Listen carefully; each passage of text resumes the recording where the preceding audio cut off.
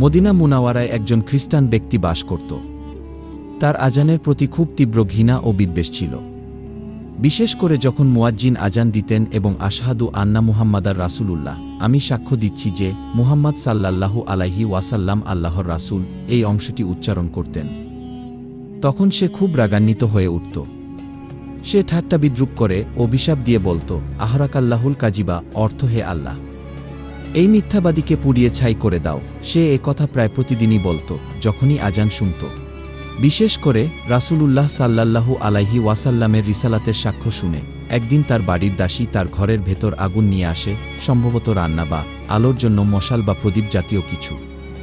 হঠাৎ আগুনের একটি স্ফুলিঙ্গ কোনো কাপড়, আসবাবপত্র বা ঘরের কোনো জিনিসের উপর গিয়ে পড়ে যায়। মুহূর্তের মধ্যেই আগুন ছড়িয়ে পড়তে শুরু করে। আগুন এত দ্রুত ও তীব্রভাবে ছড়িয়ে পড়ে যে সেই খ্রিস্টান ব্যক্তি পালানোর কোনো সুযোগই পায়নি। সে আগুনের মধ্যেই আটকে পড়ে এবং পুরো বাড়িসহ সম্পূর্ণ পুড়ে ভস্মীভূত হয়ে যায়।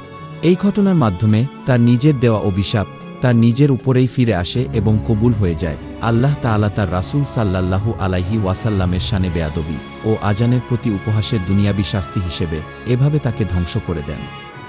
তাফসিরের প্রেক্ষাপট, এই ঘটনাটি সূরা আল মাইদাহ ৫৮ নম্বর আয়াতের তাফসিরে উল্লেখ করা হয়েছে, যেখানে আল্লাহ বলেন, وَإِذَا نَادَيْتُمْ إِلَى الصَّلَاةِ اتَّخَذُوهَا هُزُوًا وَلَعِبًا ذَلِكَ بِأَنَّهُمْ قَوْمٌ لَا يَعْقِلُونَ। অর্থ, আর যখন তোমরা নামাজের জন্য আহ্বান করো তখন তারা তা হাসি তামাশা ও খেলার বস্তু বানিয়ে নেয়। এটা এজন্য যে তারা এমন এক সম্প্রদায় যারা বোঝে না। এই আয়াতে আজানকে উপহাস করার কথা বলা হয়েছে এবং উপরোক্ত ঘটনাটি তার একটি দৃষ্টান্ত হিসেবে বর্ণিত হয়েছে। এ ঘটনা থেকে শিক্ষা, আজান আল্লাহর বড়ত্ব ও রাসূল সাল্লাল্লাহু আলাইহি ওয়াসাল্লামের রিসালাতের ঘোষণা। এর প্রতি সম্মান না করা, উপহাস করা বা অবমাননা করা ঈমানের দাবির পরিপন্থী।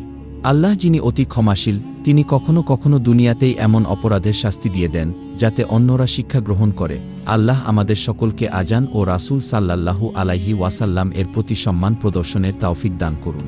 আমিন। ভিডিওটি লাইক এবং চ্যানেলটি সাবস্ক্রাইব করুন।